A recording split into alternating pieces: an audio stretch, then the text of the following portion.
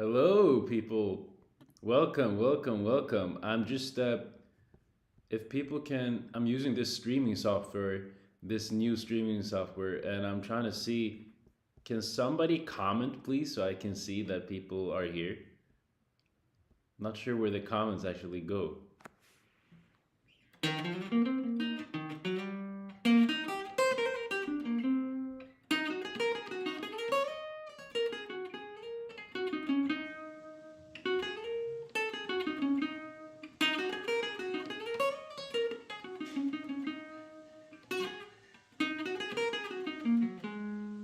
So I will answer all your questions. Just comment them, and I'll answer them. Let's see if do do do do do do do do do. Kind of just have to learn this streaming software. Well, hello, everybody. 6 people. Wow. Thank you for joining. Thank you for joining. Please comment stuff so I can see that this comment thing works. Oh, here we go. Oh my god. I Now I can kind of, if I do this, that's cool. Hello, Tony. Tony Soprano. Like, you've been on my channel, so you've been in my channel for years, man. Like, since I started, I feel like. So happy to have you here. Not sure if your real name is Tony Soprano. Don't think so. But let's see. How do I go to the next one? So I'm just gonna answer all your questions here, okay? So I'm doing a live, all right? I'm doing a live stream, and I'm just gonna answer all your questions, okay? So if I do this, hello, Amir. A lot of people think my name is Amir. It's close, but it's Armin actually. But hello to you, Abhi. Nice to see you. Welcome to the stream. Welcome here. Welcome here. And let's see. How can I train my left fingers so they can be flexible and strong? So left fingers, assuming you play right-handed like me, how can you play? So how can you train your left fingers to be flexible and strong? That's a good question. So, I mean, it depends on what kind of, like, I haven't really done any exercises. Sometimes I remember, like, when I started out, I used to do this kind of thing. It can work. So you can try this, like, just start bending. Like, as you see, my fingers bend really far. Like, just see that. You can try doing that, like bending, start stretching your fingers, like bending them a lot, and that helps with getting them flexible and strong. And then also play, um, like it's try to hmm I guess, like, play stuff. Try to play stuff fast. And it sounds pretty weird when I say that, like play stuff fast, but like imagine you play stuff and get it up to speed.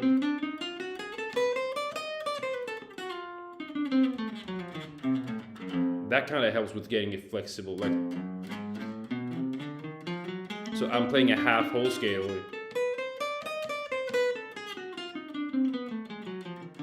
Because you have to use all of the guitar, you have to use your fingers a lot, and you're going up the fretboard and you're going down. So try to play something that goes up. Like, I recommend the half whole scale, like that.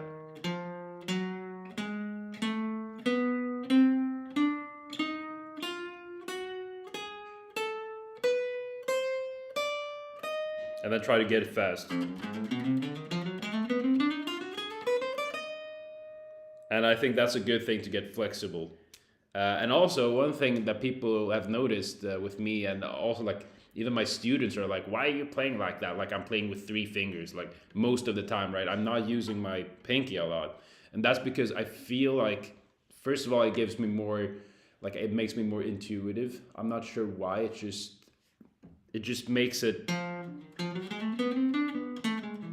And it also gives me more power instead of doing that. I'm not sure, this is not as strong as, you hear that? Like I feel like it's more feeling playing like this, and that's just my personal thing, and it's also Peter Bernstein plays like that, and I love that guy. All right, let's go to the next one. Let's see. Wow, so many questions. Makes me happy. Okay, next one.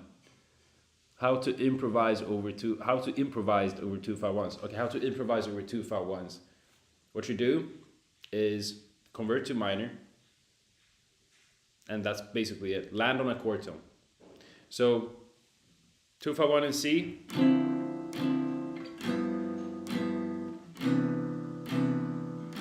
So D minor, C, G, C.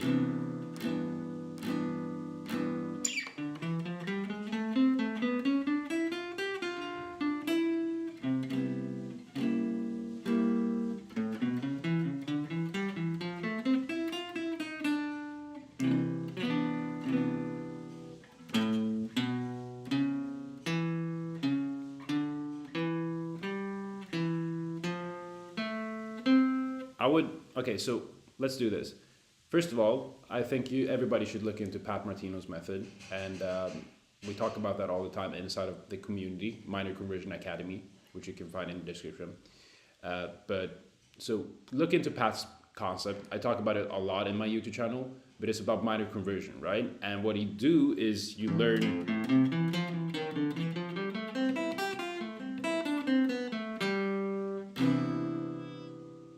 You hear that? And I'm just playing the formation up and down, and I'm playing over 2-5-1, right? So D minor, G7.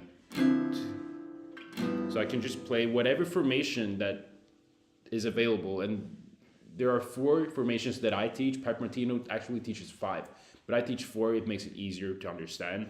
But then you just kind of play them up and down.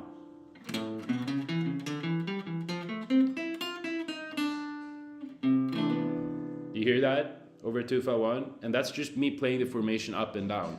And what I mean with when I say up and down, I'm not saying that this is how you should improvise for the rest of your life. I'm saying this is how you understand, like, okay, this is how I'm improvising. Like, you will kind of, because it sounds jazzy, right? That is the important part. And when it sounds jazzy, what happens then is you will start wanting to play it. And when you start playing it a lot, you will start asking questions like, why does this work?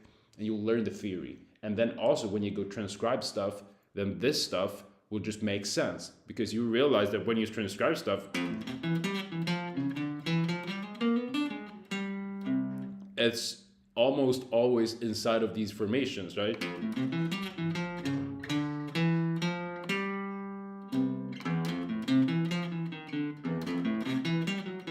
It's like, you will realize that. So I would say learn the formations, and also start using major 7 arpeggios. That's also an easy thing. Having a 2-5-1 in C major over the D minor, use an F major 7 arpeggio.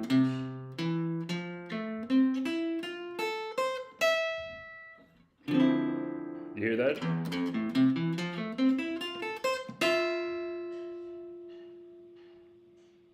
Sounds really good. 1, 2. So start using those things, all right? And yeah, hope that helps. So many comments. Thank you guys. Keep commenting. My pinky is kind of weak. Oh, well, yeah, mine too.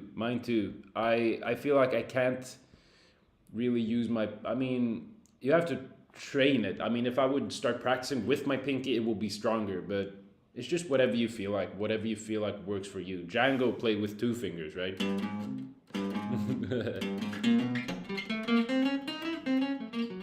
So it's like, he does that, so that worked for him. He didn't have a choice, but yeah. Okay, let's see. Abby, I'm from India. I recognize you. We've been talking on Instagram, and we're gonna have a call soon too, where we're gonna talk about how you're gonna monetize your YouTube channel or whatever it is, grow on social media.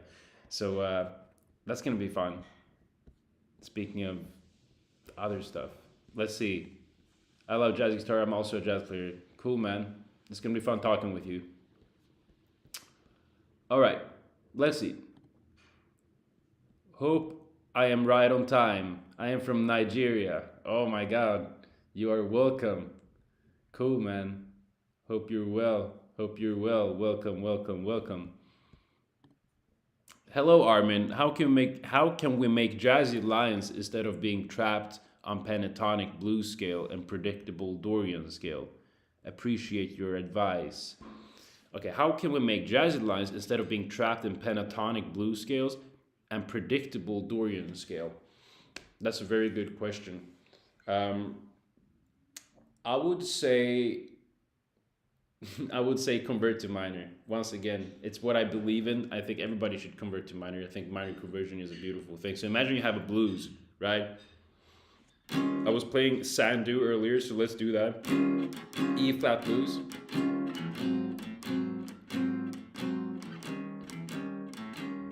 Just give it a feeling of it.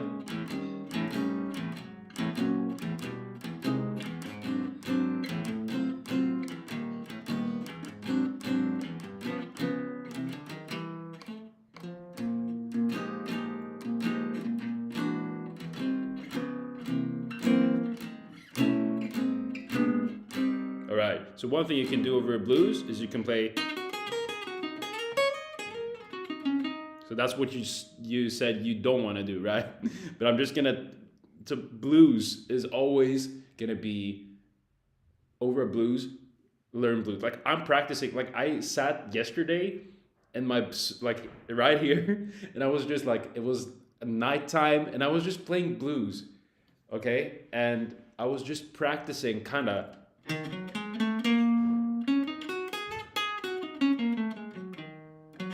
And I know you were talking about not playing the blues, but I'm just gonna go over like why the blues is so effective too. Like, uh,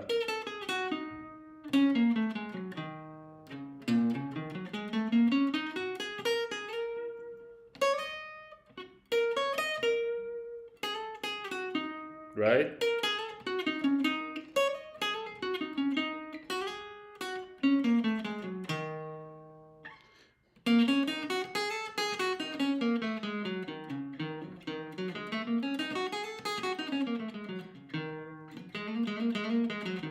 right.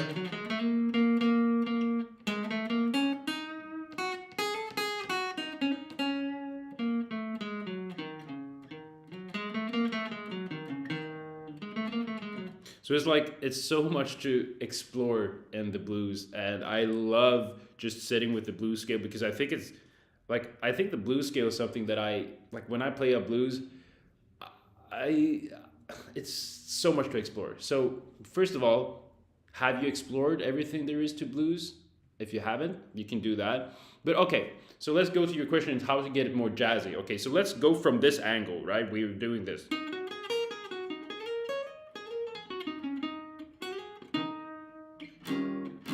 Right? So what we can do now,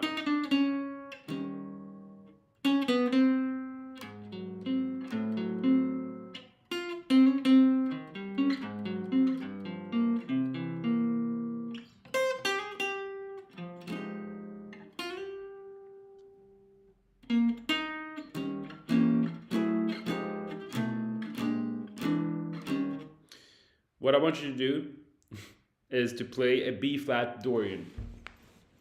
Actually, you want to convert the E flat 7 to a B flat minor. You want to think B flat minor. And that's going to make it jazzy. And what you can do is you can do this. Start on this, B flat, and then you go.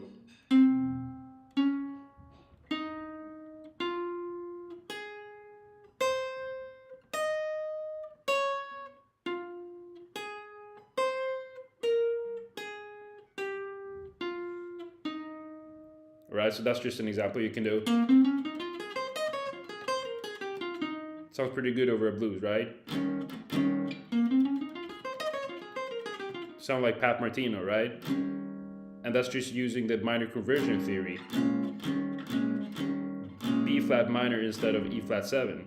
And so what you can do now is you can mix in the blues scale with that, right?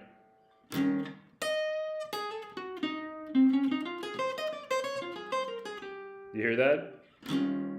And that's how you get it jazzy, right? You start using the formations that I teach. You can get it in Minor Conversion Academy in the description below.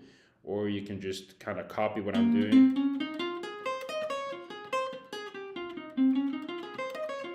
And what you want to do is you want to mix them up with the things you know, right?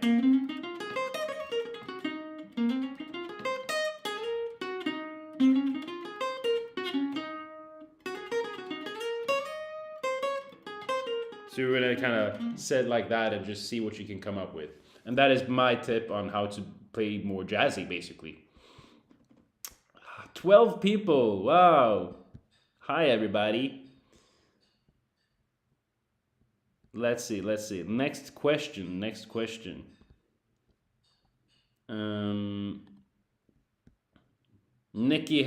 Hendricks. Hi, Armin. Hi, Nick. Welcome to the stream. Hope you're well. Let's see. I didn't miss anything, right?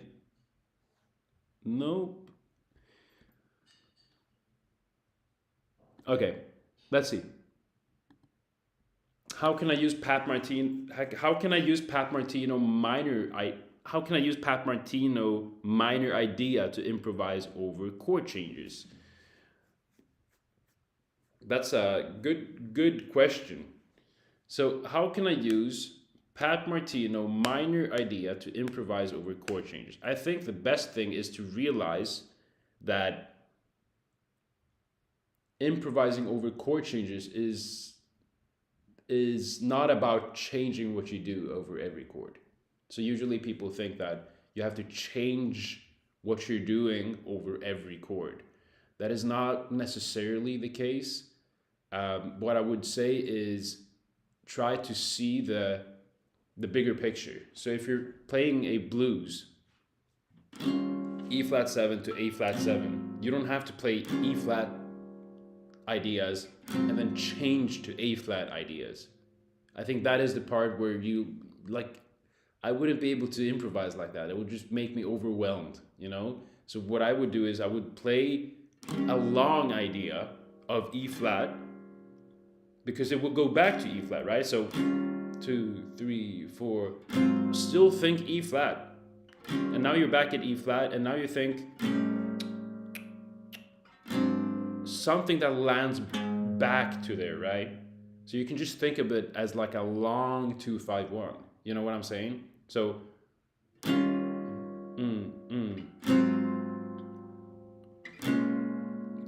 4. You see this? So it's like over blues you can think like this.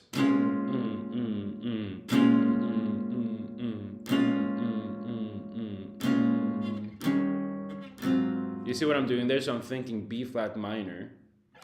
I'm thinking of it like a long 2-5-1, which makes it, I'm not playing all the changes, but what I'm doing is I'm creating lines that actually are bluesy, right?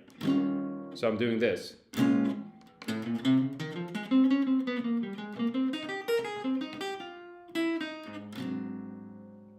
Let me do something better, like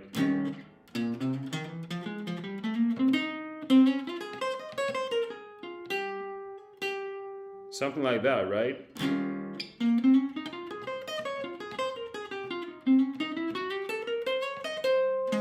E flat. A flat, right? So I would say easiest thing, think in larger chunks. Think like, okay, if there's a song that goes like Shining Hour.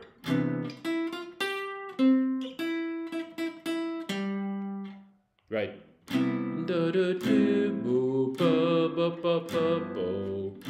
That part, like you're not gonna play every chord change there. Like you're not gonna play C major, D minor, G7. Like you're not gonna, because it's, first of all, it goes too quick. Second of all, you have to see, okay, this thing, everything here is in the key of C. So that means you can think C over the whole thing. You can think like you don't have to think as much different chords, like changing chords. You can just think C major, or you could just think A minor, D minor, D minor, right?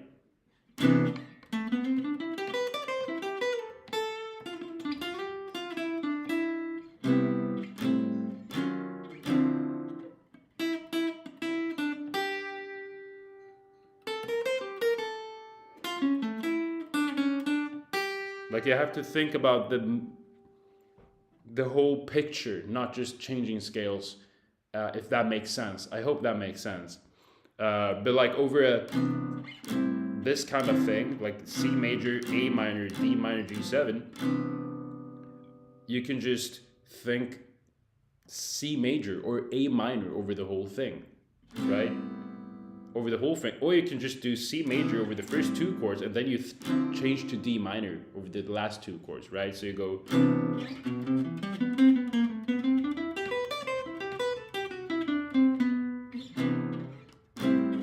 So there, instead of me thinking about a whole different things of like, oh, what chord change, I can just use this in my favor and it will be easier, right? Like.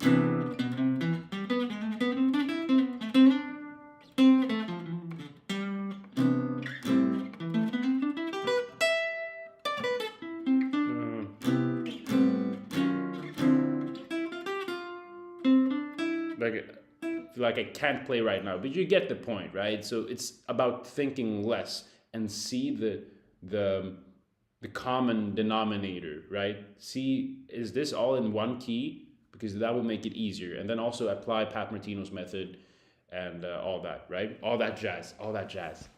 No pun intended. I hope that helps. I hope I'm actually giving value and not just not making sense.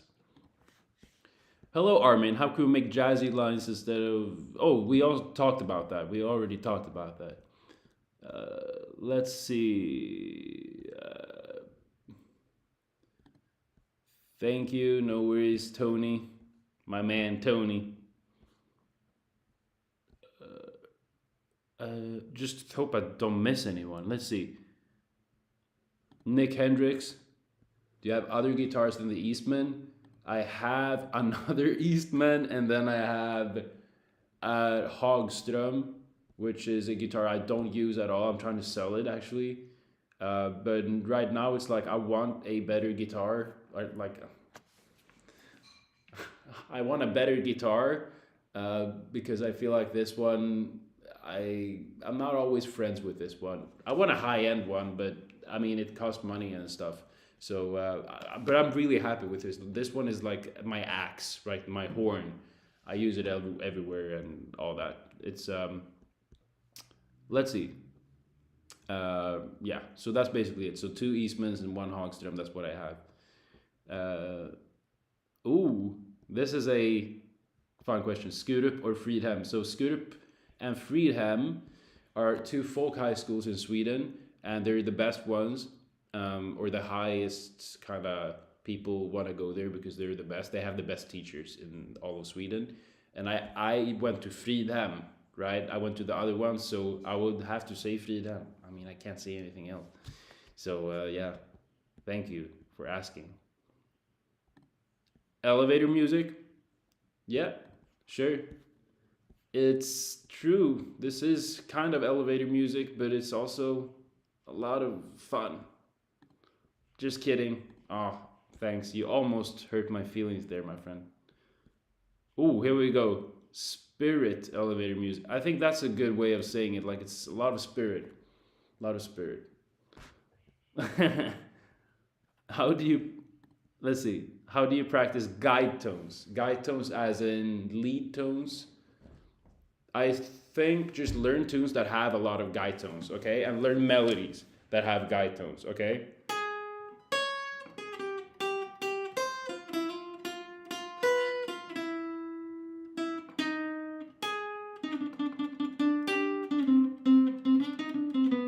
And do that.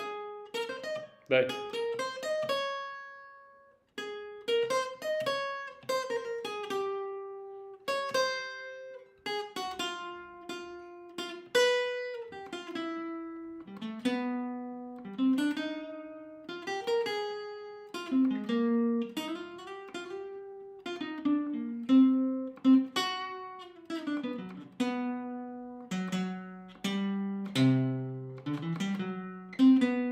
see what I'm doing here? I'm using guide tones, but I'm using the melody of all the things you are to guide me through the guide tones. Does that make sense, or was that just a weird joke?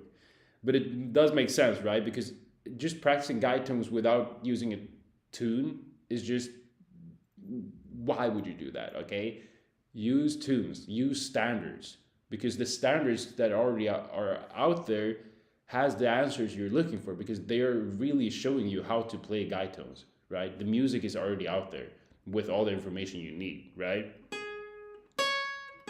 Like,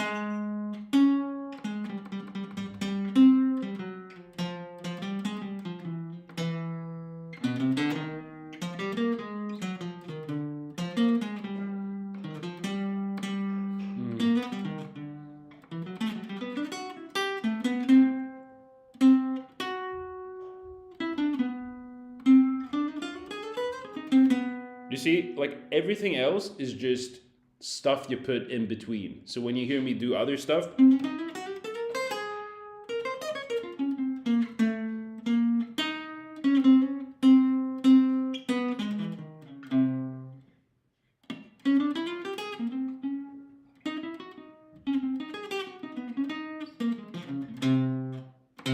like fifth, right? So it's like, start with just playing the melody until you get bored. So now I'm using all the things you are, but you could use autumn leaves.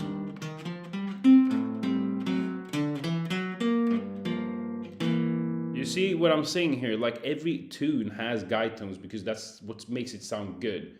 So do play the melodies in different octaves too, because when you have them in more octaves, that will open up the fretboard for you, and you will realize, oh, that's how you do guide tones, right?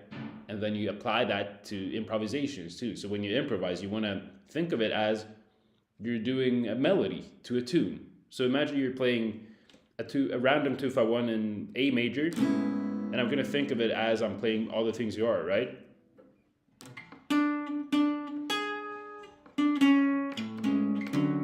Right?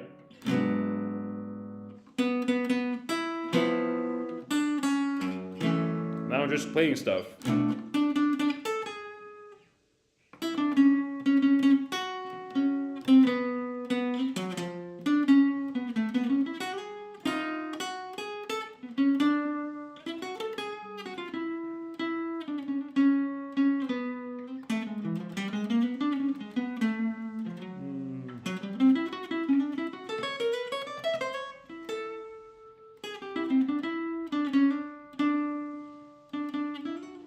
So it's like, I'm not, if that makes sense. So it's like, you have to start with just playing.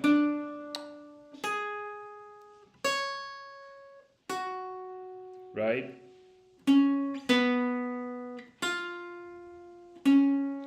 Whatever it is, whatever tune it is, you have to do that, because then after you've learned that stuff, it's the same thing, but I'm just adding stuff. And that's what people do, right? That's what makes stuff sound good.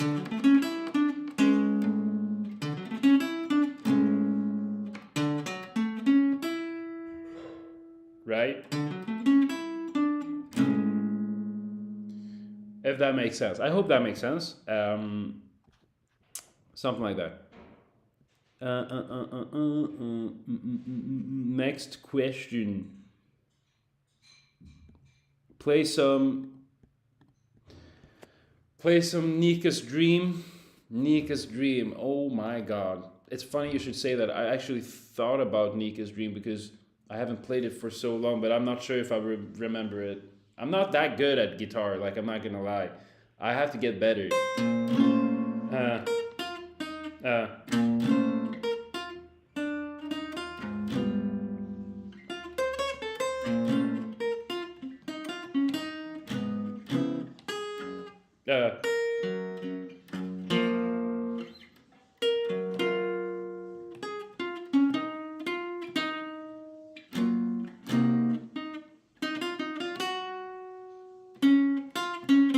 So I'm trying to remember it, right? That's what's happening. I'm trying to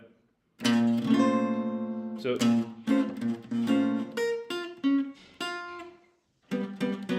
right. Uh,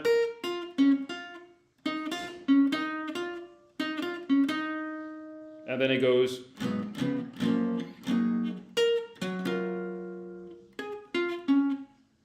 And then it goes.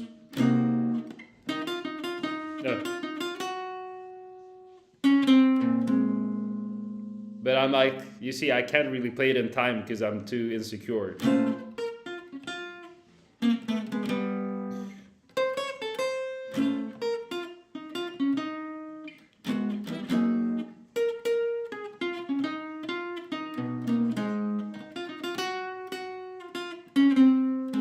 Like that, and then.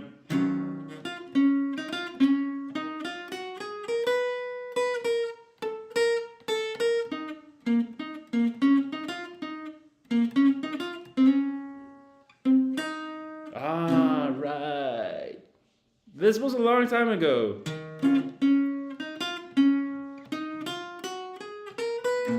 I'm just gonna try to. Okay, let me get the chords. So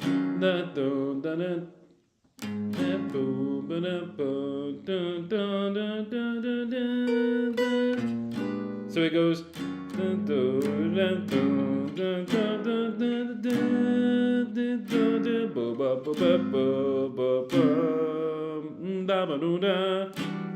Oh my god. Oh my god, it's such a good tune. Oh my god, I'm such a nerd sometimes, but this is so good. Like, oh wow.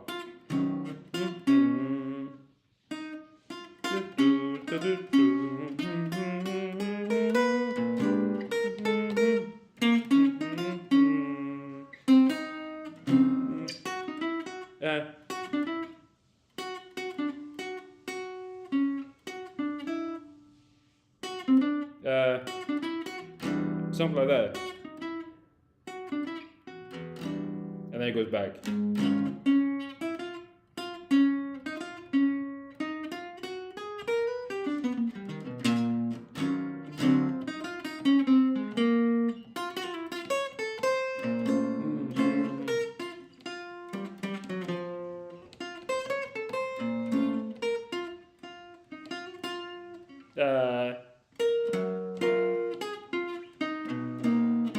I'm sorry.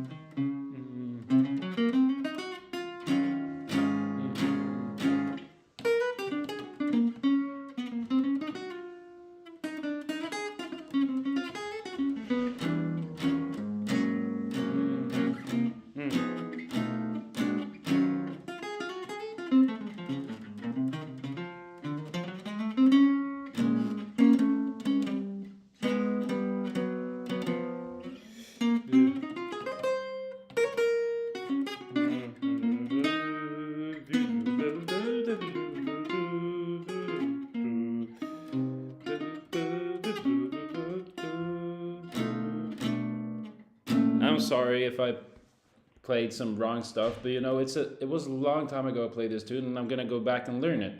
So thank you for reminding me of Nica's dream. Next question: How do you practice by yourself? Peter Bernstein's advice. How do you practice by yourself? Peter Bernstein's advice of getting to know the sound of extensions over chords. Example 11 over a minor chord. Very good question. So Peter Bernstein teaches this very good when he has like master classes on YouTube. He plays this like he gets one person to play a chord, like maybe an A minor, and then he would play like without you looking, and then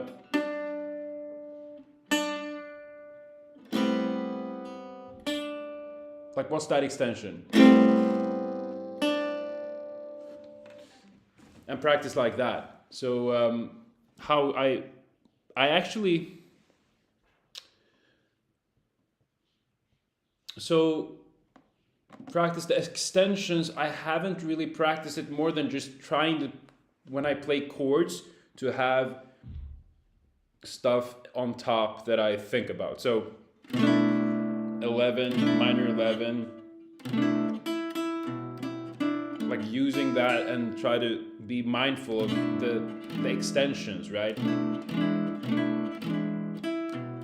That's the minor 11, and that's the fifth on top. I would say that's just a good thing to always have in mind when you're practicing, to like what kind of extensions are there to a minor chord, right? You have right the 9, right? And just listen to that.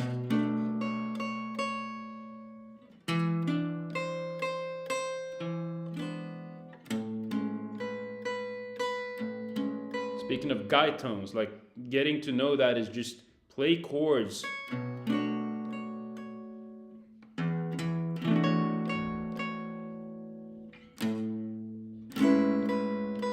Like C, oh, that's the minor 9. It's that sound. Or, you know, you can do so many different things, but I think the important thing is to listen, play chords and listen to the notes, like the notes, and be mindful of it. Don't just push a button, right?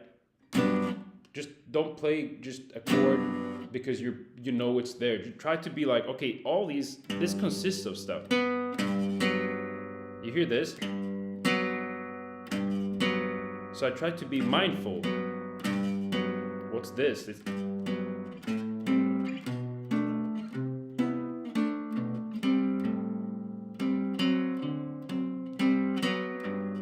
the major 7s, like it's so beautiful.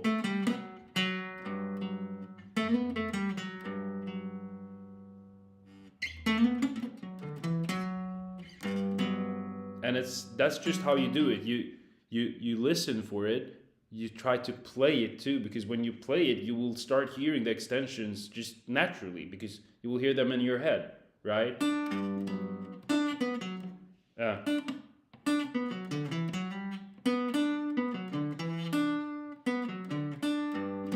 Fifth, right? See if you can just map out all the chord tones and play with them, right?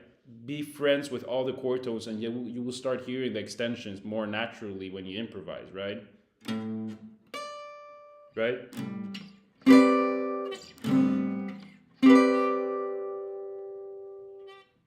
So, if that makes sense. But I think a good thing to practice is just put on a drone on YouTube, and you can just put it on one note, and then you start just play a chord tone and try to just ingrain it, right? That's a good thing you can do. But I think the best thing is just learn melodies and ask yourself what it is you're playing all the time. What it is you're playing. What is it? What is it that sounds good? Like don't just listen to all the things you are, the B section, the bridge.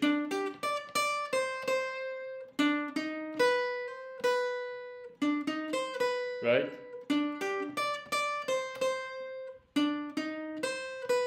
Ask yourself what's happening there.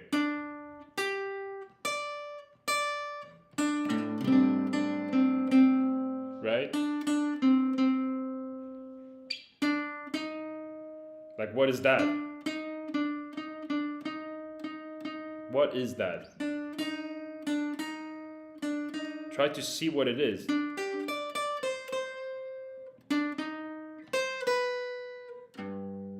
Right? And you start asking yourself, like even in that little melody has a lot of information you can just learn.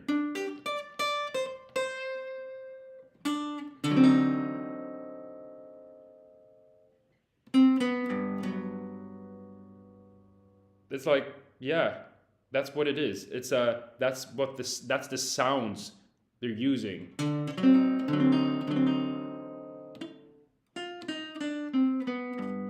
This helps you in your improvisation too, to start asking these questions.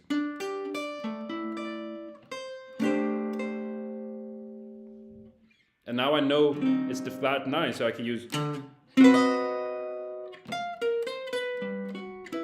Helps with solo guitar and all that stuff too. But so learn the melodies you already know. I know you already know some melodies, right? Some jazz standards. Take a little chunk and sit with that an evening, and you will learn more than you've ever thought was possible. Okay? Sit with a little chunk of a melody of a tune. Will change your life. I promise you. Like, that's.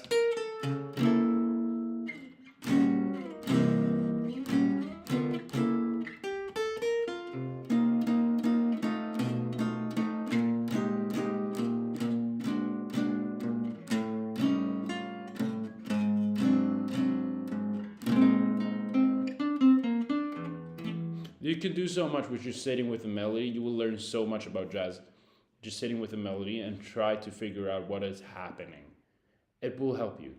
So start doing that. I hope that helps. How do you practice by yourself? Okay, let's see. Next question. Osifo, Osifo, blue note. Osifo, blue note. Thanks for giving my question a good answer because I've been doing it wrongly. I like your teaching. Well, thank you for being here. And thank you for working on your jazz guitar skills. It's amazing. So thank you for letting me be a part of that, my friend.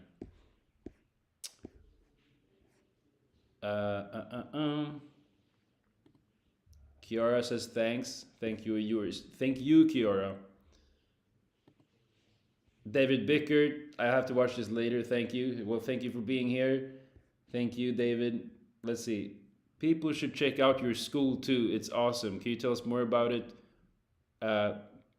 For those who don't know what's included, can you tell can you tell us more about it for those who don't know what's included? Yes, of course. I can talk about my school. So the school community is something that I actually recently started up. It's a great place if you want to learn how to improvise. So I have courses. I have multiple courses. If I can, I know I can share my screen, but I kind of have to learn how to do that. I haven't used this software before. How do I share my screen? Is it possible? Maybe. Um, I'm not sure how to do that. I will learn that for next time.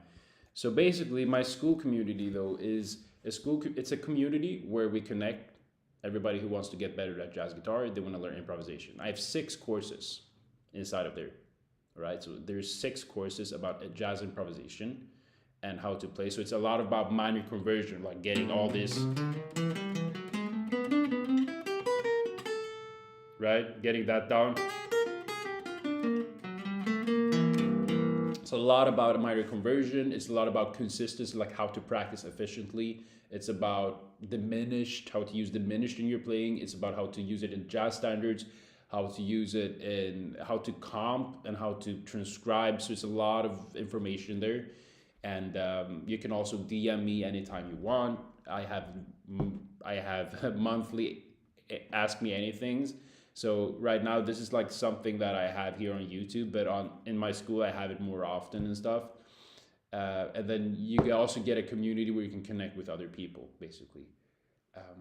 I think that's basically it, right? But I'm also really trying to make it the best I can, the best value ever for people to just have a place where they can nerd out about jazz guitar and also learn a lot of stuff.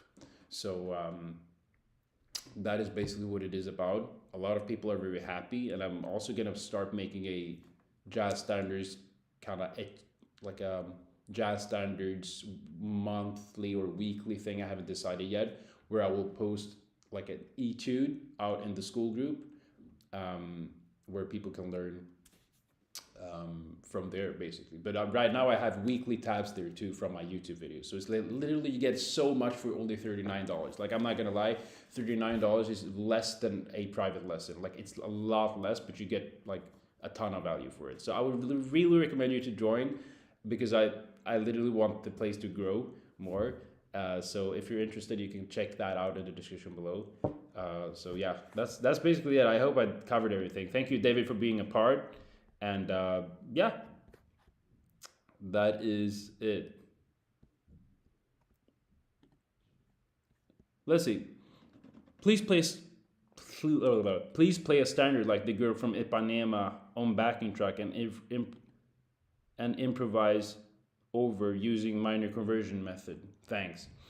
I'm not sure I can do that in the live stream. Unfortunately, I don't even know if I know that too, actually. Like I have to relearn it too.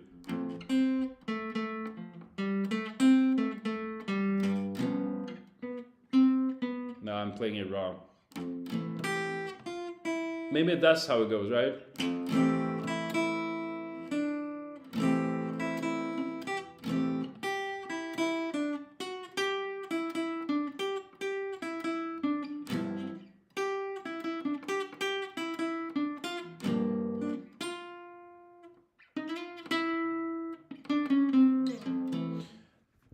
Yeah, I can talk about it a little, just so I can give you some value, right?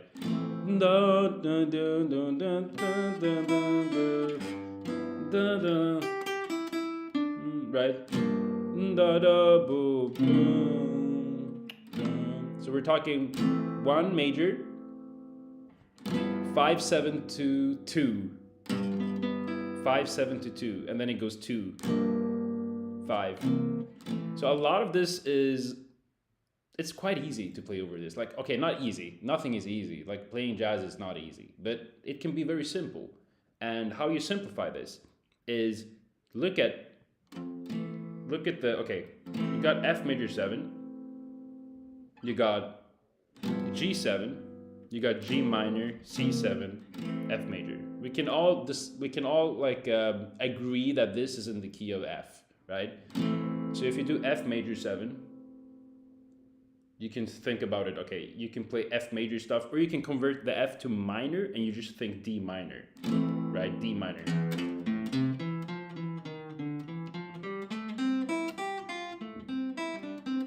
And now I'm just playing the formation number 2, just up and down, right?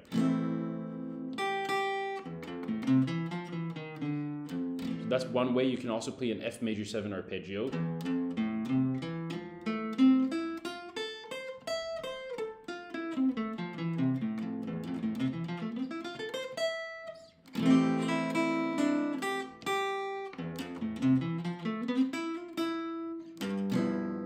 So the thing is, what's good is the first 2 chords, you can play the same thing. You can play D minor over F major 7, and you can also play D minor over a G7, which means over the first 2 chords you play the same thing, right?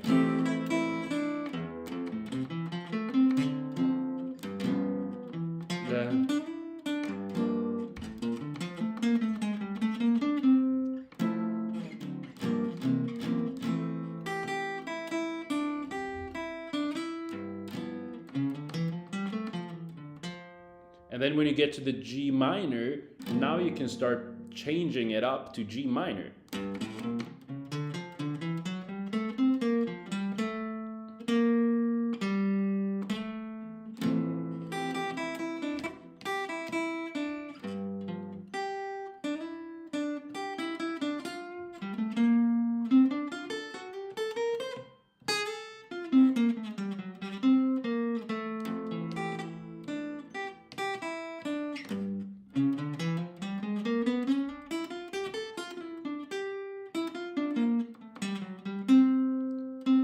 So I'm thinking D minor, D minor, G minor, G minor, back to F where I can think F or D minor, if that makes sense.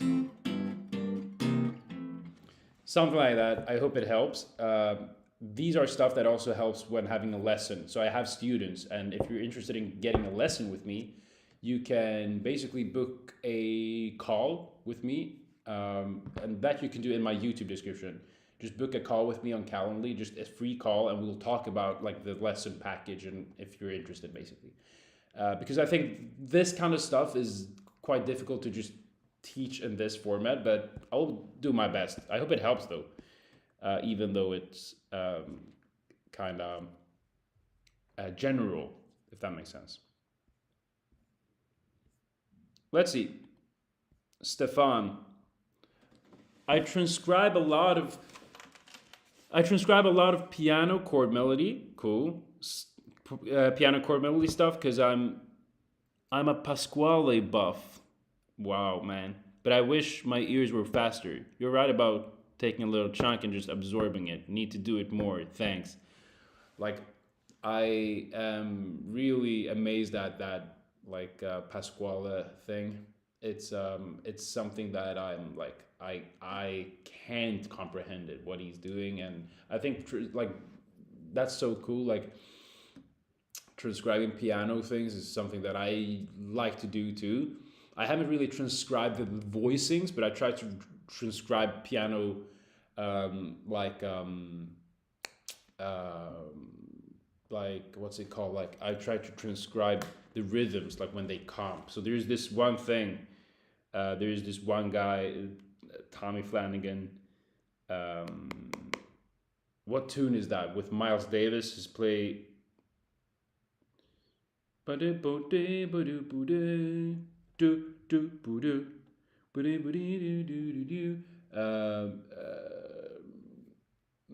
will you still be mine?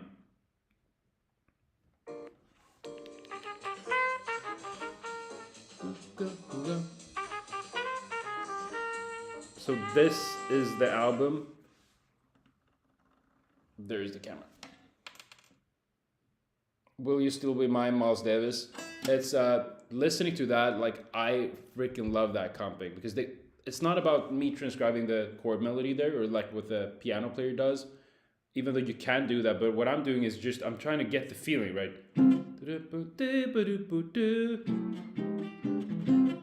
Or actually, that was the wrong key, wasn't it?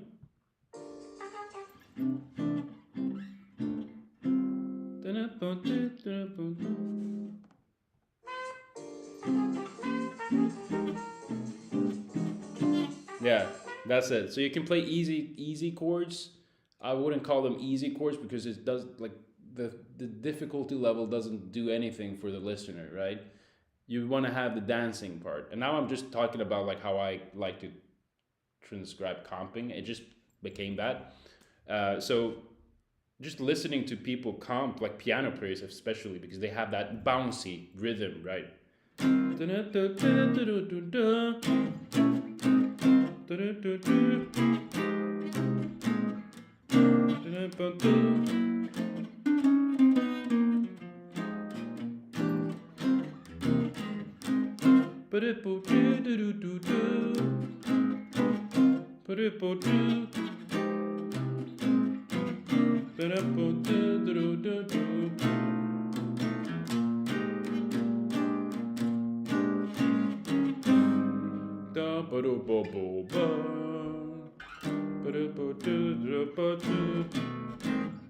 Trying to remember it.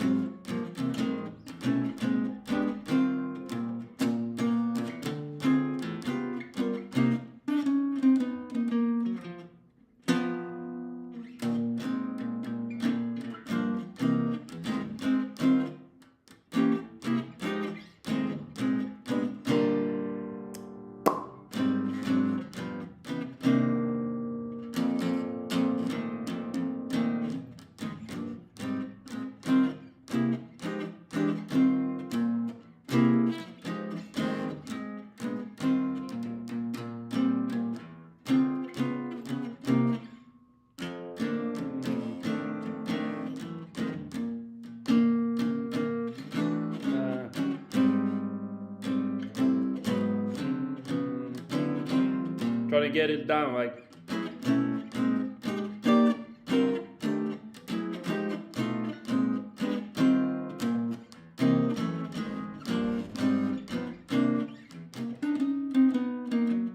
Uh,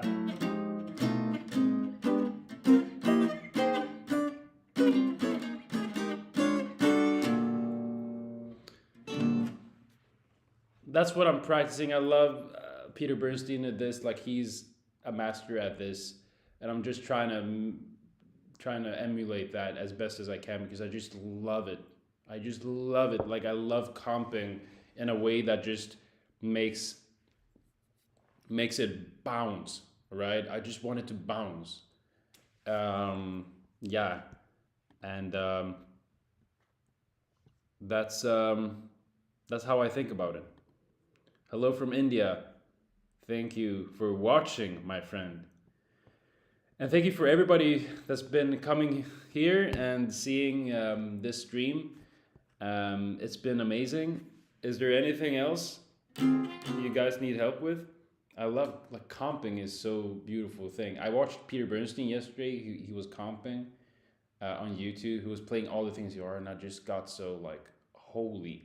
Like I can't comprehend how he has those ideas, and his guitar sounds so freaking amazing.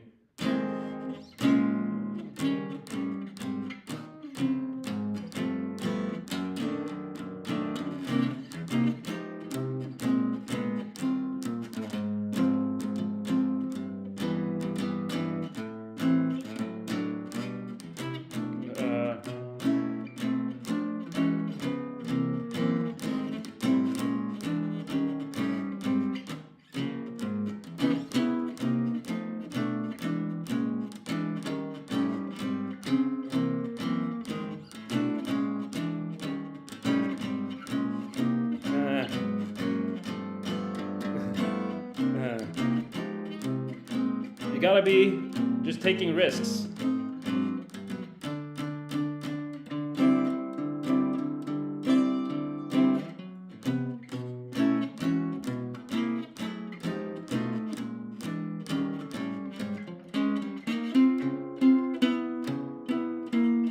Ah.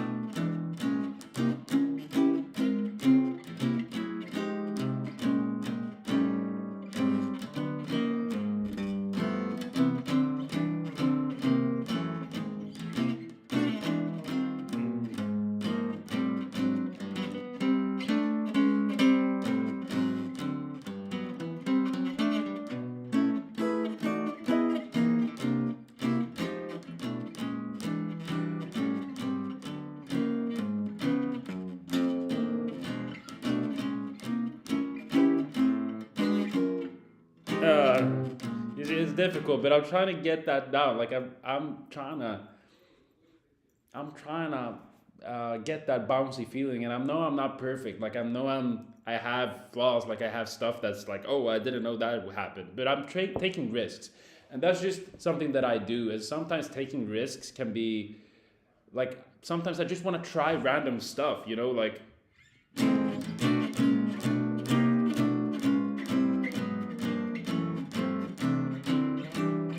And sometimes it works, sometimes it just sounds like not good at all. But that's how I'm thinking about it. That's how I'm making this my playground. Because I don't want it to be necessarily perfect. But I know I will get better if I keep playing. You know what I'm saying? If I keep playing, I know that it will, like I've been playing enough then, like in a couple of years I've been playing enough, trying stuff out, like having a lot of risk when you play is a good thing. Don't just be safe. Like being safe is not fun because it's supposed to be like high risk, high reward, right? And like if you're trying to play stuff, try to be like, let me just comp for 16 courses and be totally weird. You know? Try to be really weird. I'm playing all the things you are.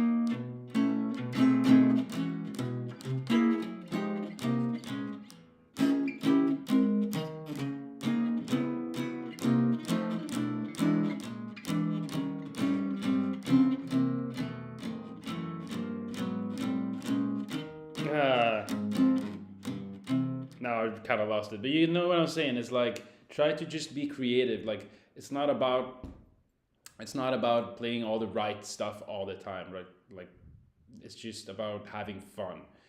Doing just kind of experimenting with comping is one of the most fun things I do, and that means more to me than just playing all the right stuff or being so hip all the time, or like being it's just it's just a playground, and that's how I see it. And I'm not the best right now at it, but in a couple of years, we're just that's what we're doing, and it's just fun, right? And all the things you are is a great tune to comp to. Like I really feel it's a great tune. Comping is really fun. Like it's just sometimes we uh well, a lot of new questions. I think like just to end that comping part, I think comping is really fun. But sometimes we just feel like we want to rather just solo. But I think if you practice comping a lot, your solos will just skyrocket.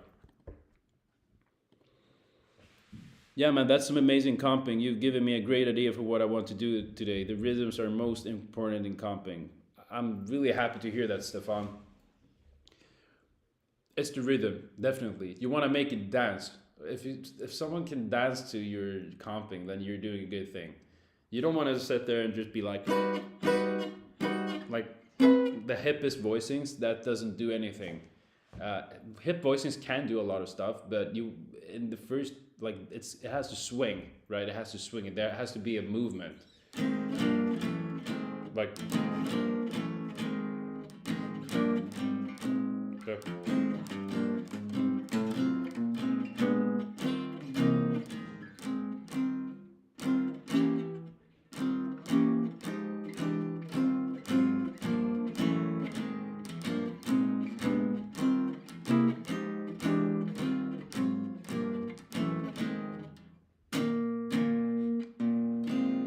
so yeah, exactly. I think you're doing great with not focusing too much on the voicings. Let's see. Next question. Sasha, is this the version he plays with Rolf? You mean the Peter Bernstein version? Let me take that up. So the version that I'm talking about here, let's see. The version that I freaking love. There's a lot of versions. So it's called Peter Bernstein Masterclass.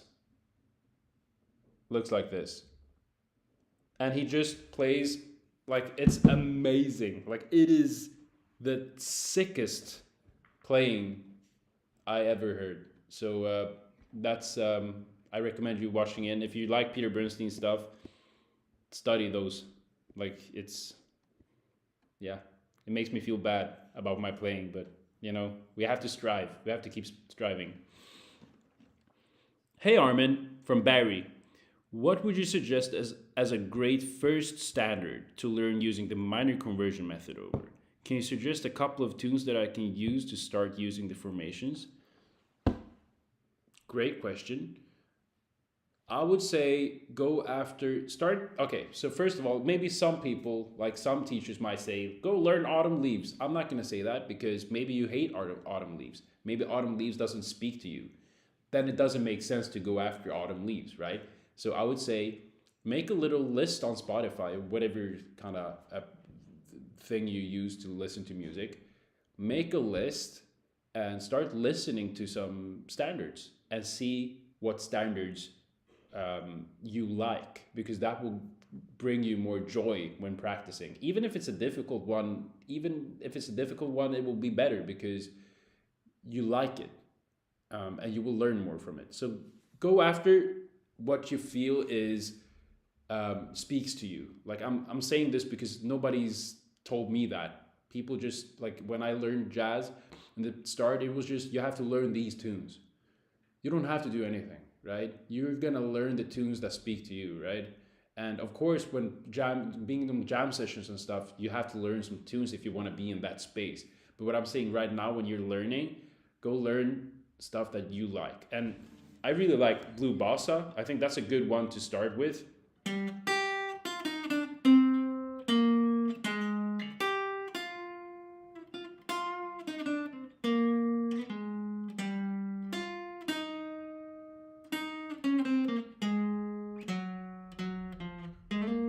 So I would say learn blue bossa if you want. So blue bossa is good because it has minor chords. Here you can play C minor formations. Here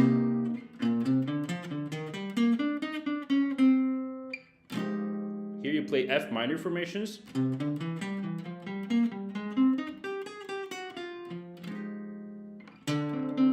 Over D minor 7 flat 5, you play F minor formations, so you keep going with that F minor.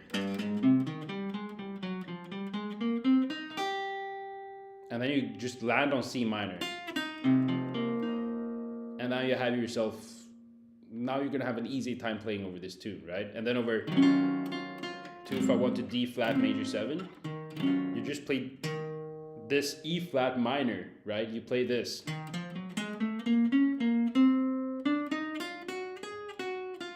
You can land on that like that, right?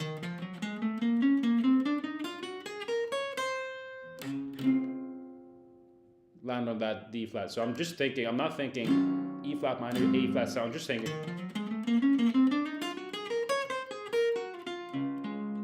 I'm just playing that up.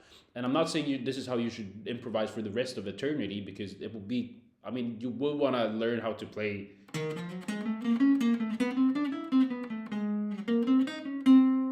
You will want to learn more stuff, but that also comes with time. The more you play this, the more you simplify it, the more stuff will add the more you play. You know, that's how it's been for me, and it's been working, right? So I would really recommend you just use blue bossa. I really like that one, so maybe that you like that.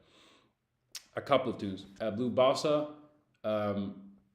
What more tunes? Anybody have any suggestions? I would say blue bossa. I would say a blues, actually, just a F blues, right? Jazz blues.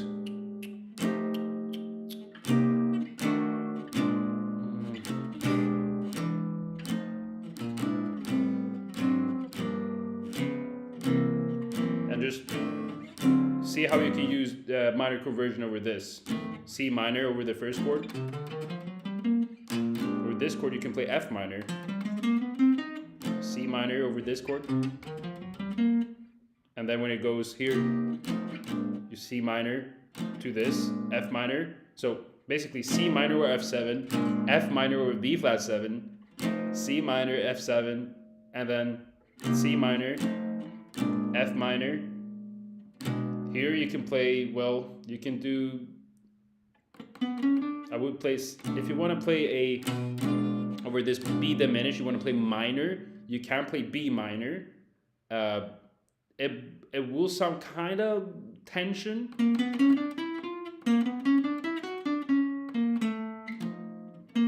Like, it works, a B diminished, but I would also learn the diminished scale later, right? Because that will make it more.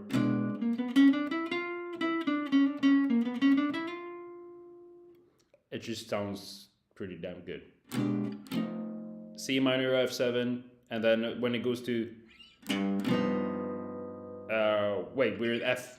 When it goes to D7, what you want to do over D7, you want to play C minor too. So it's like, and that's because you're playing a minor 2 if I want to G there, right?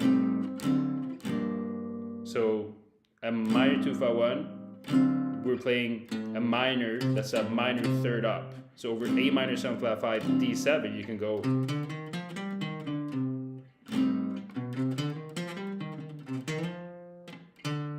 And then now you're landing on G. So it's like that kind of stuff. So I would literally say use blue bossa and use a F blues.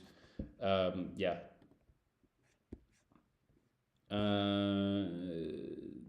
Thank you for your question, Barry. Sasha, how would you practice this sort of stuff in terms of interaction with the soloist and rhythm section? Are you just imagining what they're playing? Um, Great question. So I guess you're talking about comping here. So how would you practice this sort of stuff in terms of interaction with the soloist and rhythm section? Well, first of all, I play gigs every week. So I play duo gigs and trio gigs every week. That makes me, since I'm in a real life situation, I will always have that practice of playing with other people. I have to open my ears, I have to interact. It's just part of what I do on a weekly basis. So that helps to have situations where you just practice with other people, because that it's not going to help. Like just practicing by yourself at home won't really do that. Like it won't give you that simulation when you're just practicing at home. But what it does, from just like, let me think, interaction is sort of, how would you practice this sort of stuff in terms of interaction with the soloist and rhythm section? Wow, I think this is a great question actually. Are you just imagining what they're playing? I think it's like, I'm not really, maybe I'm imagining it, but I think it's like more trying to make it go forward, like thinking of comping as like a train that goes forward. Even like sometimes if you're comping somebody that's playing a lot, like a saxophone player that's just burning, you might not just want to play a lot of chords and like people. And also people have different ideas of how comping is supposed to be, or how they have different ideas of how they like to comp, and that's a good thing. You have to find your style, like how do you want it to sound when you comp, and listen to people, watch videos of people comping and study them, see what they're doing, how are they interacting with the other people, right? How is like I used to just listen to Mulgrew Miller, Peter Bernstein, Mike Marino, people just comping. Like I would have that in my ears just to hear them do it, and it's amazing thing.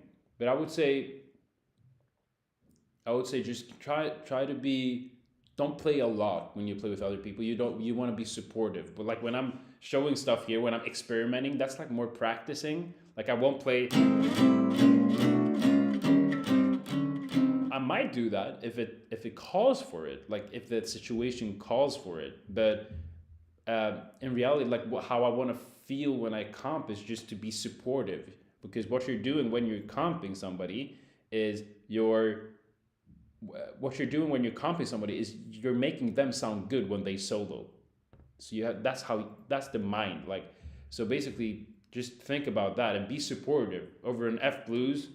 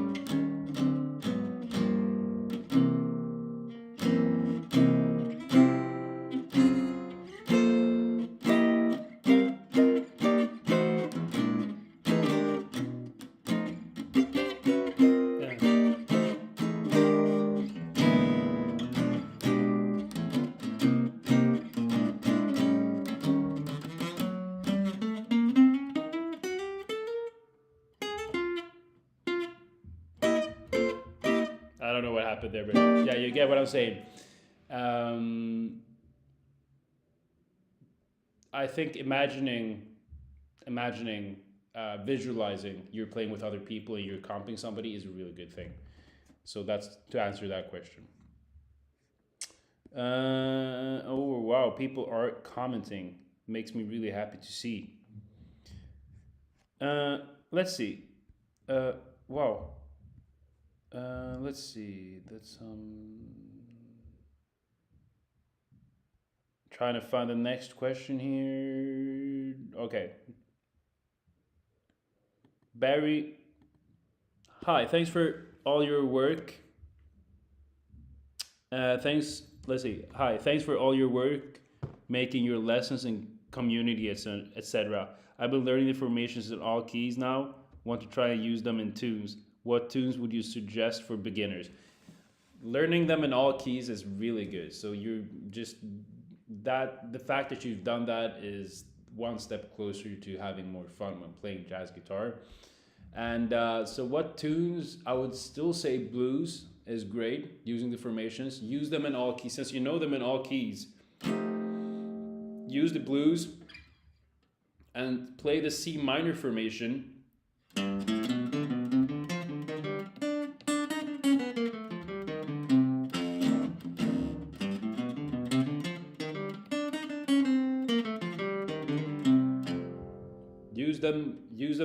Use that formation there, use it here.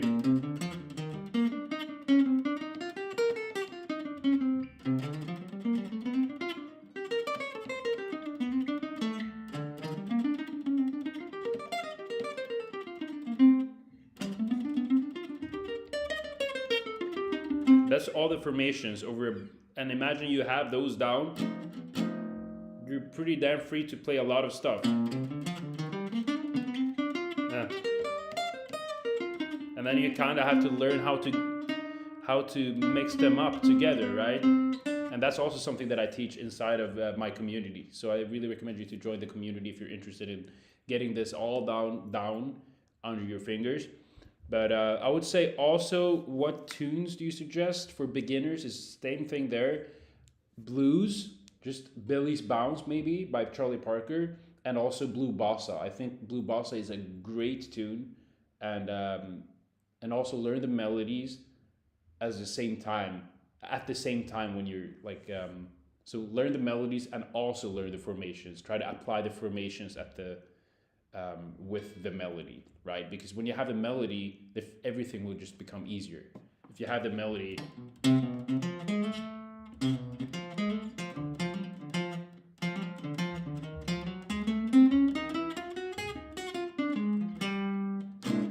it's just like more fun because you can add it into your solos. So start thinking like that.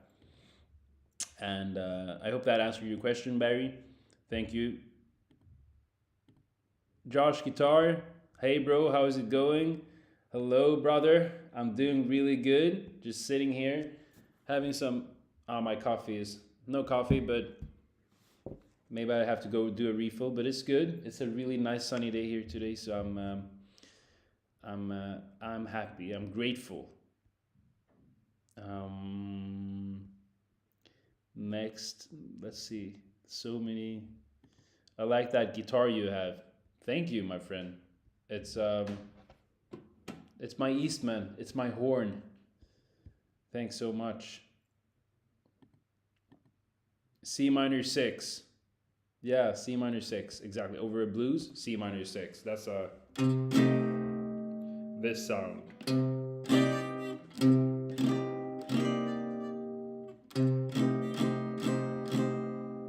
Because if you look at this, it's an F7.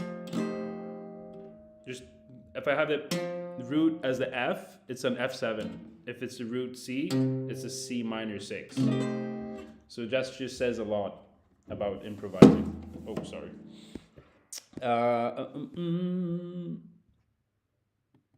Let's see. From Crow. Hi, I'm wondering if you have any advice on comping rhythm changes. I play the same things over and over, and it's just boring. Rhythm changes. Yes, I have some stuff that I've stolen from people, especially from Peter Bernstein. And I think depending on where you are, so it's depending on where your level is, but I can just do it as best as I can, talk about it as best as I can. B flat major 7, G7, C minor, F7,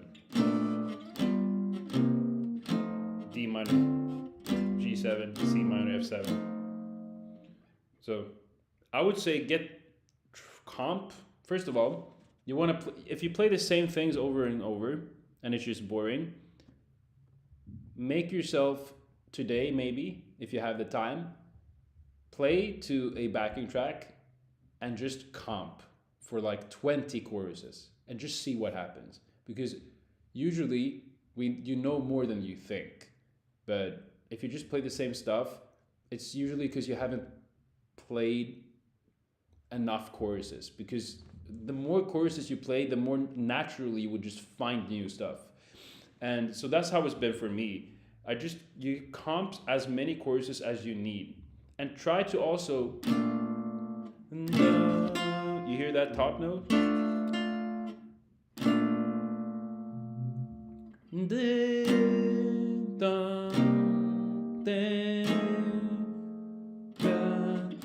I try to have a melody on top.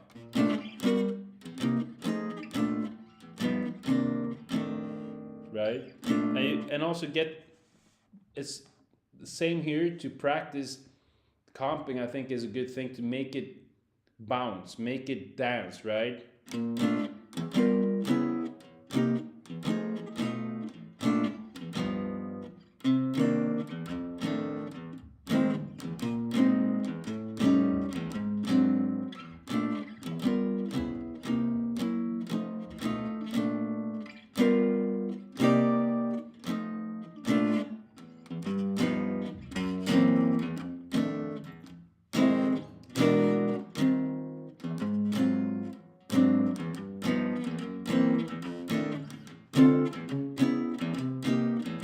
You see what I'm doing here?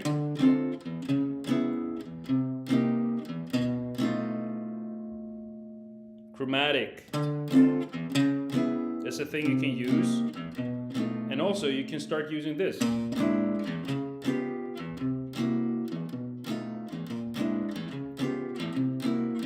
It's like a monk thing, right? You go, because what happens is you're replacing this G7, you're replacing it with this D flat 7. And the C minor you're replacing with the C7. And that next, the F7 you replace with this B7. So you just go...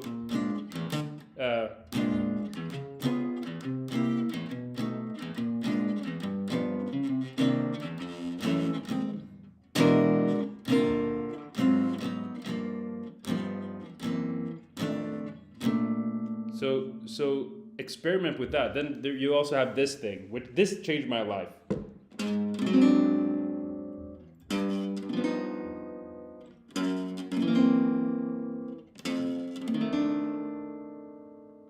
Right? Over at Rhythm Changers.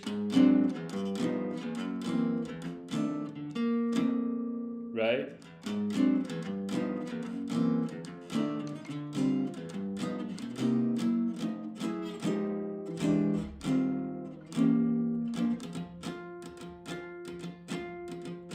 Start using this.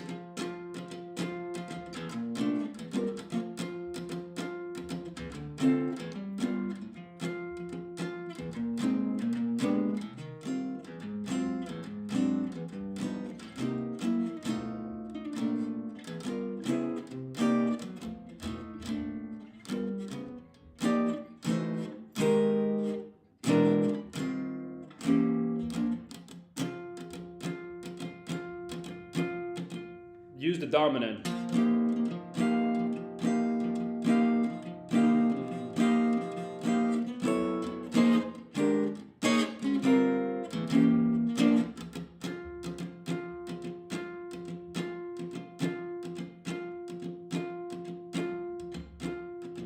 Right, so that's a good thing. I think it's less. You're saying less, but it signals more. And And yeah, also over the bridge section.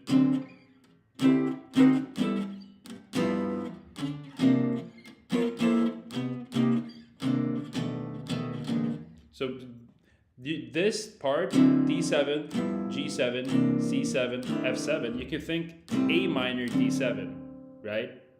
A minor, D, this is a 2-5-1, D minor, G7, G minor, C7, C minor, F7. So instead of having D7, G7,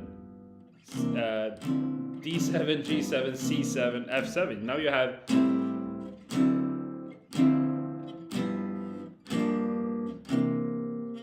you're putting a 5 before every 5, or you're putting a 2 before every 5.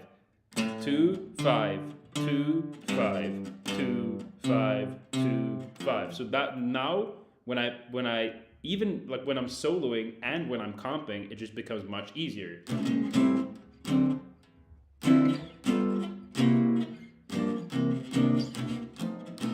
Right?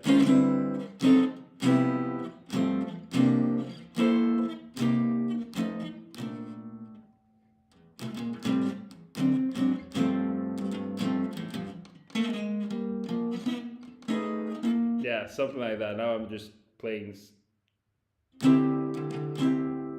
So you can do so much stuff with just with very little in a way. But the important thing is, I think, creating movement, right? Creating movement. So one bridge section of rhythm changes. 1, 2, 1, 2, 3, 4. Let's do that. 1, 2, 3, 4. 1. Okay, let's do that again. 1, 2, 1, 2, 3, 4.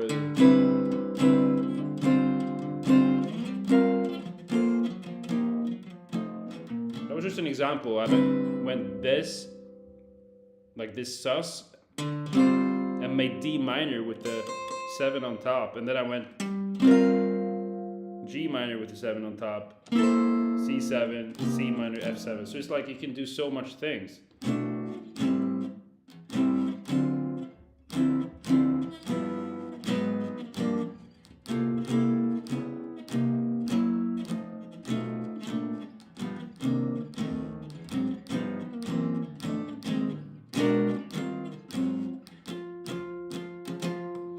Yeah, I have to practice myself. Okay, let's see.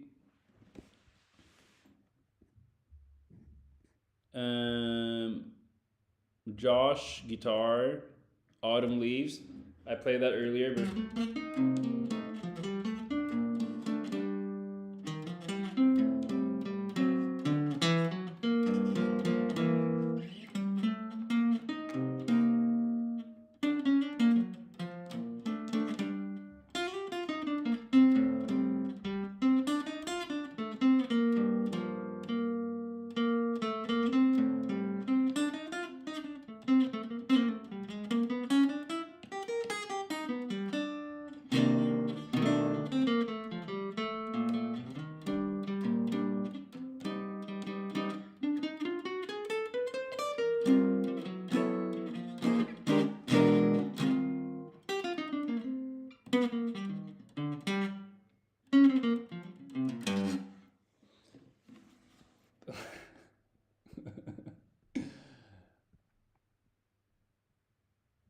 JoJo script. I love that. I agree, Autumn Leaves. We have an agreement there. Let's see, next one. Cool guitar, play some Weezer. I don't know what Weezer is. Weezer, what is Weezer? Will I find it if I search it up? Weezer. Weezer. Is this Weezer? This stuff? Weezer. Yeah, not sure. Sorry I couldn't play that stuff. If you search Vignola's Guitar Night May 15 last year, Pasquale... Oh, sorry, I have to put it up. There you go. If you search Vignola's Guitar Night... Oh, Frank Vignola. Yeah, Guitar Night. I know that. May 15 last year, Pasquale and Bernstein played All the Things You Are together. Lots of great ideas to transcribe. I'm not sure if I've seen them play All the Things You Are, though. I thought I saw them play other stuff. Let me search that up. Vignola, May 15. Um, I have to look that up. Thank you for saying, because I love hearing. Um, I love hearing All the Things You Are by Bernstein, especially because it's just. Now I think I got it here. I thank you. I will definitely look this up. Looking forward to looking it up and listening to it. Let's see. Sasha says thank you, my yourself, brother. Josh says thanks to Jojo, thanks to both of you. Carlos, I love the way you add the diminished sounds in your playing. Could you talk about how you connect the formations in a flowing way? So good questions, good stuff. God, my buttocks is hurting a little. Sorry about my. Okay. That was weird. Okay, so you have.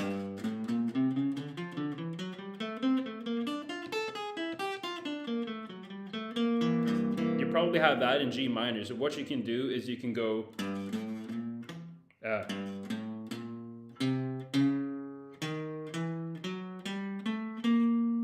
You see what I'm doing?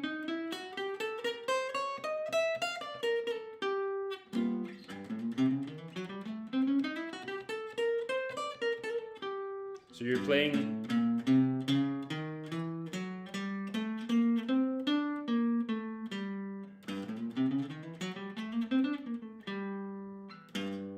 You're starting up the formation, and instead of doing that, you're doing.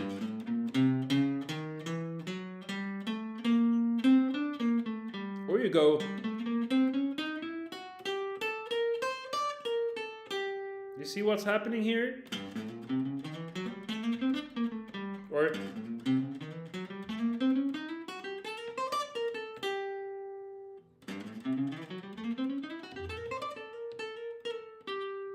I want to press that fast.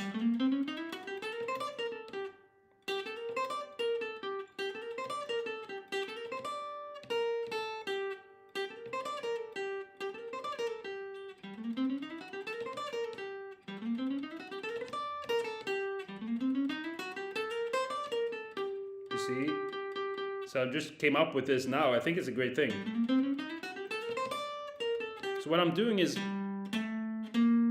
it's like you're going up a minor thing, right?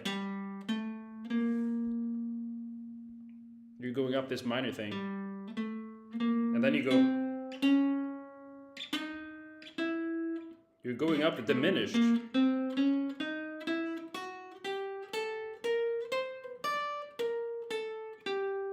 And now you're opening up the fretboard in an intuitive way. So if I'm playing F minor, I know if someone's playing a 2-5-1 in F minor, I can go.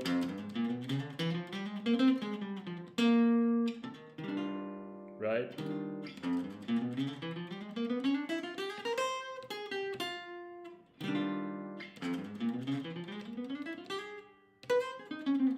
And you start doing that, and you realize that I'm not thinking that much. I'm thinking, oh, I'm doing this thing. Now I can just kind of chill in my mind.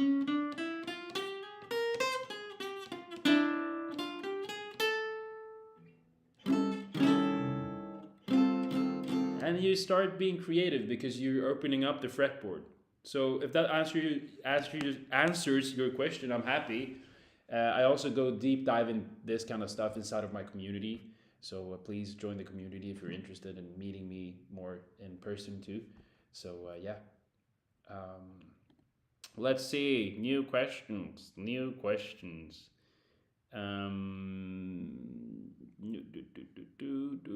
Carlos. Now we have Stefan.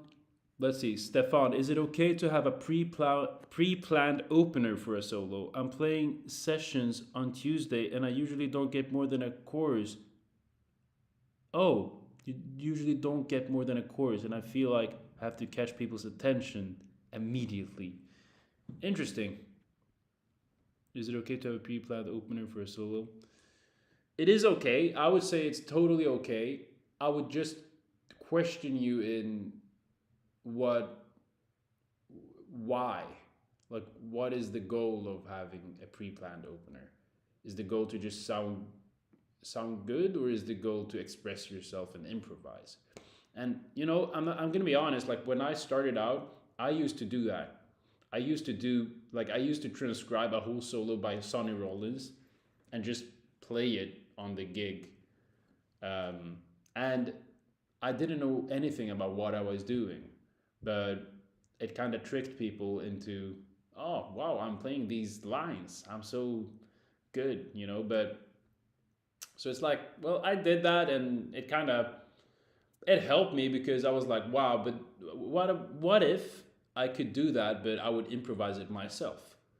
So I think just having that in mind, like you're on your own journey. Like you don't need other people to you don't have to catch anybody's intention, because that's not the point. The point is to express yourself and say something out to the world with the music you're doing. But I think if that helps you, if you feel like, well, if I can transcribe and play it on the gig and play an opener, I'm not sure what you mean with an opener, by the way. Like if it's you mean like if it's a solo break, then yes, you can do that. But I would also say that you can make it pre-planned, but also start, just practice the tune you're gonna play and try to memorize the tune. Don't practice pre-planned solo. Try to sit with the melody of the tune you're playing. So whatever tune it is you're playing, let's just say you're gonna play.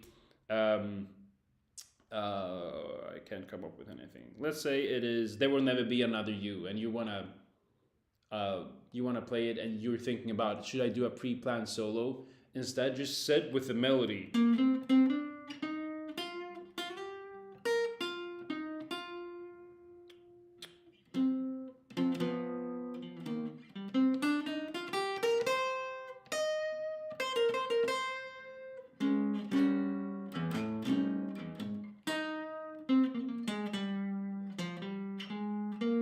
That will give you more, because then if you don't know what to play, you can always have the melody down, right?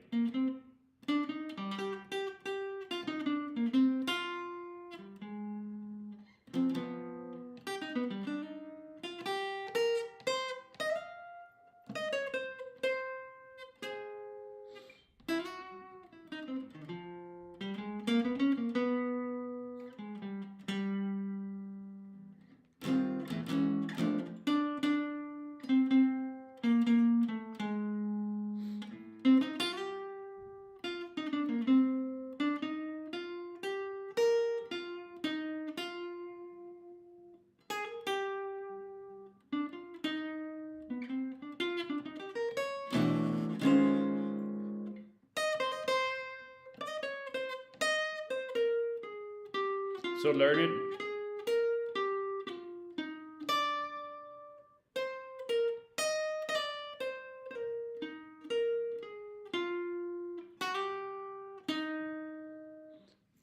Play the melody over and over, and you will probably you will probably craft a good solo in the moment if you know the melody good. If you don't know what to play some melody, get it in like that, because then people will actually, that I think catches people attention. If you know the melody and you put it inside of what you're doing, um, it will grab attention. Another example is you can do.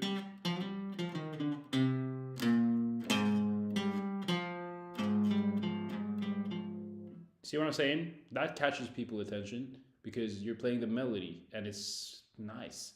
So I would say do that. But if you also want to craft a solo and play it, that's totally fine too. But yeah, I wouldn't think about catching people's attention. I would just focus about like playing, like expressing yourself, right? That's what you want to do, and try to listen to musicians that you love, guitarists that you love. If there's somebody that you look up to, listen to them a lot, and that will help you too. Definitely.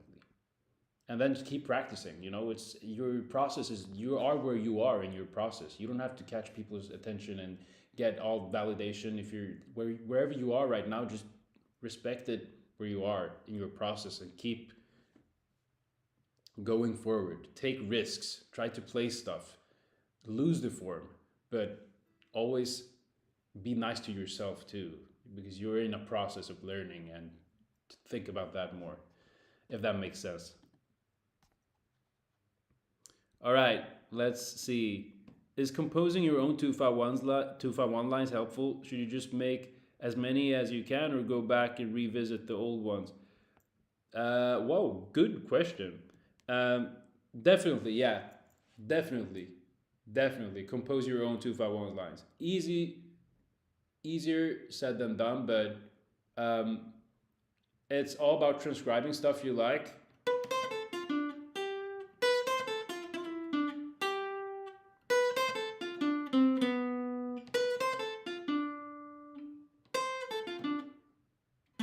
Uh, right?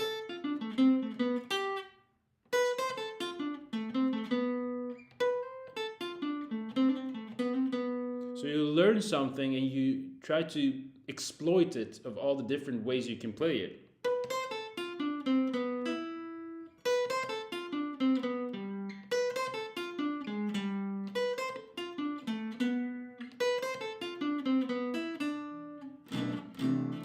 Right? And that's how I would do it. If you're learning a phrase that goes,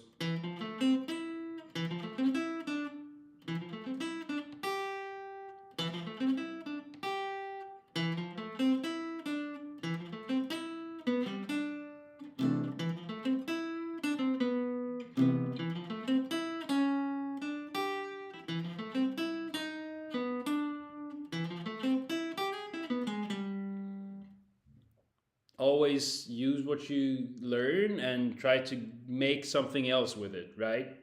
It's so good. Like,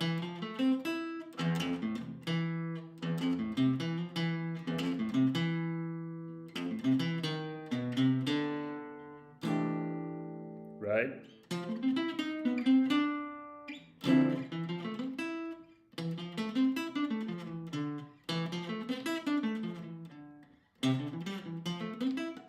Uh,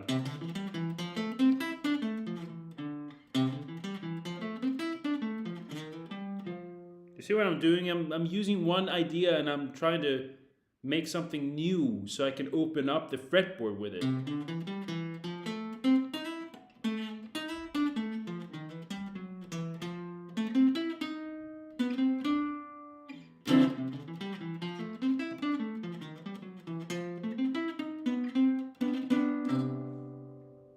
See what's happening?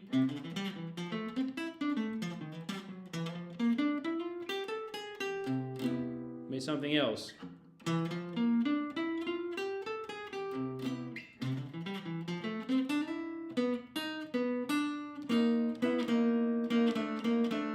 Right?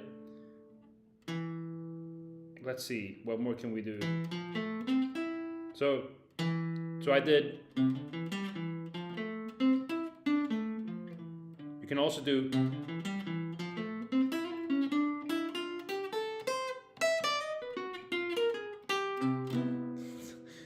All this stuff just comes after you keep doing this all the time, right?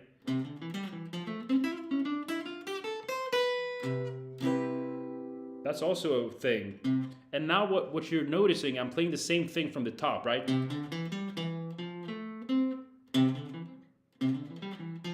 This classic thing. And I'm going here. I'm pivoting. And now you can do different stuff. Either I can go up, like the D minor, yeah? Or I can go down, right? That means I have ways to go up and down the fretboard whenever I want.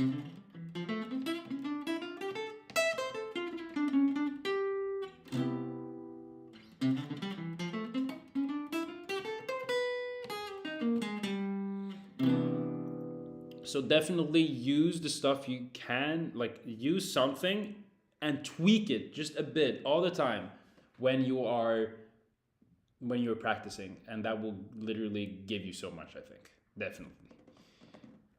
Wow, how long have we been going live? I just have to know how long we've been going live.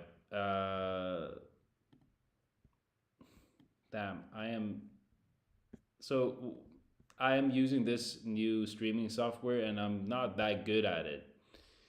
So I actually can't even see how long I've been going live here.